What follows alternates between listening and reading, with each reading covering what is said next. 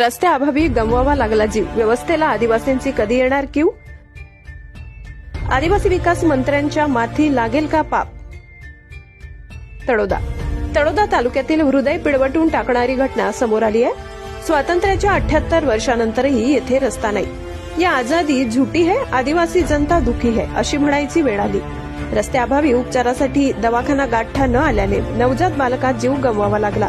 तळोदा तालुक्यातील इचगव्हाण ग्रामपंचायत अंतर्गत येणाऱ्या नयामाड येथील माता जानू सिमजी वसावे यांनी घरीच बाळाला जन्म दिला। प्रसूतीनंतर आईला व नवजात बालकास दवाखान्यात घेऊन जाण्यासाठी नयामाड येथून दवाखाना गाठण्यासाठी रस्ताच नसल्याने 8 ते 10 किलोमीटर प्रसूती झालेल्या जानू वसावे यांना पती सिमजी वसावे, विलास वसावे, भतसिंग वसावे, नितेश वडवी, अनिल वसावे सोबत आशा वर्कर अनिता वसावे यांनी बांबूच्या झोडीतून इच्छागव्हाण गाठले।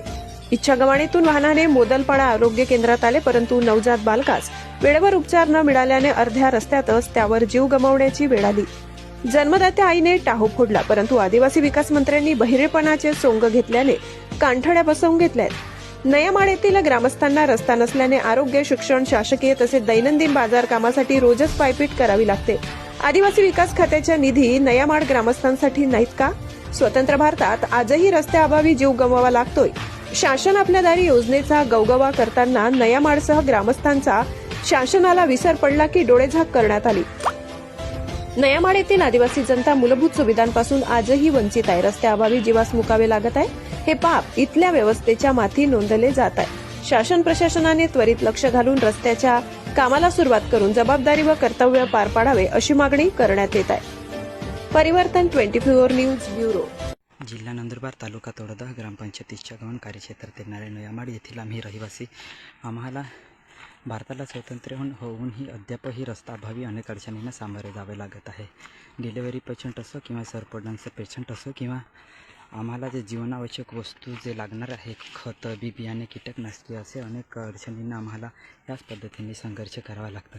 तर शासनाला एवढी विनंती आहे की या आमच्या गावाकडे थोडं लक्ष दिलं पाहिजे।